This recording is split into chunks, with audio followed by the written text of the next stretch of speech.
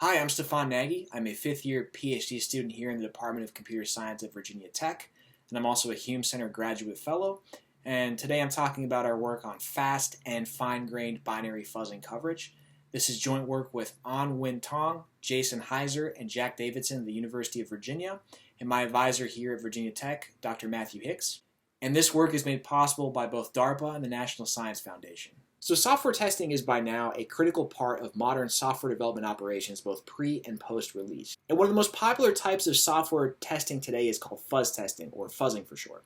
At a high level, given a target program, fuzzing operates by mutationally generating massive amounts of test cases and running each of these on the target program and subsequently triaging them based on their uniquely observed execution behaviors. The most successful form of fuzzing today is what's called coverage-guided fuzzing, which aims to maximize its search of the target program state space by exhaustively reaching all of its code.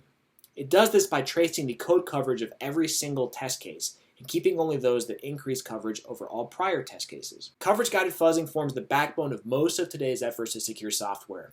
It's found tens of thousands of software bugs and continues to do so each year, many of which are critical security vulnerabilities, and it's becoming nearly ubiquitous through both industry and community-led efforts like Google's OSS Fuzz, as well as the AFL++ project. Unfortunately, many recent advances in fuzzing are restricted to open source software context. Yet, much of today's highly targeted software is closed source, such as commercial and legacy code bases, and even the Windows and Mac OS kernels.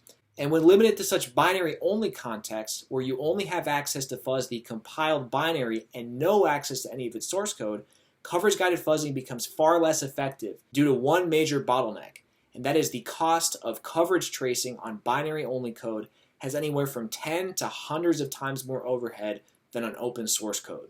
In prior work, we introduced the concept of coverage-guided tracing, which does away with the exhaustive trace every single test case methodology favored by fuzzers today to instead bake in the notion of reaching new coverage directly into the binary itself. This works as follows.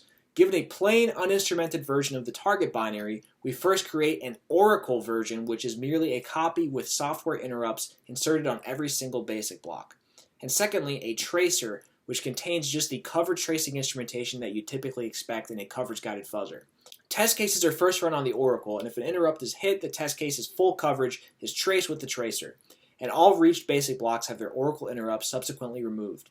As this process continues and new coverage is accounted for, fewer and fewer interrupts are left to be hit in the oracle binary, meaning that the over 99.9% of test cases that do not reach new coverage are thus spared the overhead of coverage tracing. And this ultimately speeds fuzzing up by over 500% compared to exhaustive binary tracing approaches. Now, despite this great speed up, coverage-guided tracing is limited to binarized basic block coverage. Yet, our survey of 27 state-of-the-art fuzzers shows that the overwhelming majority instead require finer-grained coverage metrics, edges, which are transitions between basic blocks, and hit counts, which are the execution frequencies of either blocks or edges. Thus, to make the orders of magnitude speed-up of coverage-guided tracing possible for all fuzzers, we must figure out how to support finer-grained code coverage within coverage-guided tracing's basic block-level interrupt strategy. To track edge coverage at the basic block level, the traditional approach used by compilers like LLVM is to find critical edges and split them with additional basic blocks. Now, while this is trivial in open source contexts, our results show that it still expands programs by about 30 to 40% more basic blocks on average. And on closed source binaries, this is even more heavyweight, as accommodating the requisite control flow level changes in an opaque binary-only context will only incur more and more runtime overhead. Instead, we introduced the idea of jump mistargeting, which eliminates the need to add in additional basic blocks by instead forcing the instruction at the start of the critical edge, which is most often just a conditional jump, to redirect to an interrupt. All this requires is rewriting the jump instruction target operand, and we can force it to jump to an address that crashes the program like the 0 address using PC relative offsetting. And to reset this, we simply just replace the operand with its original value.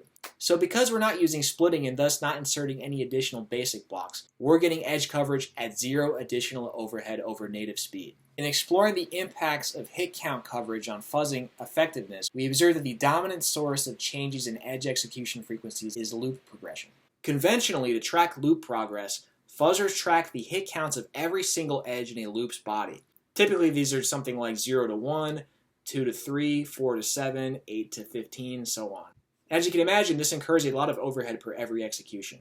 However, we can exploit the fact that the total number of iterations of the loop is stored in the loop's induction variable. If you have a loop beginning like for I equals 0, I is less than n, I plus plus, I is your induction variable. Our optimization, which we call bucketed unrolling, augments the loop's header basic block with a nested set of comparisons that weigh the induction variable among these predefined hit count bucket ranges. So instead of inferring loop progress by tracking the hit counts of every single edge in the loop's body, we are instead just tracking the loop's header block. And we observe that this adds very little overhead to each execution. We sought to evaluate whether jump mistargeting and bucketed unrolling indeed give us finer grained code coverage while maintaining coverage-guided tracing's orders of magnitude speedups over exhaustive tracing. Our results show that we achieve significant improvements over coverage-guided tracing in edge coverage and loop maximization at a negligible amount of overhead, and that these advantages are also upheld against conventional binary-level and source-level tracing methodologies. We further evaluate how these improvements impact fuzzing bug finding and discover that our balance of speed and precision leads us to beat all existing tracing approaches in both exposing unique software bugs as well as reaching a set of 16 previously reported vulnerabilities in far less time. And with that, I'd like to thank you for watching my poster presentation, and I encourage anyone with questions, comments, or interest in collaboration to reach out to me via email. Thank you.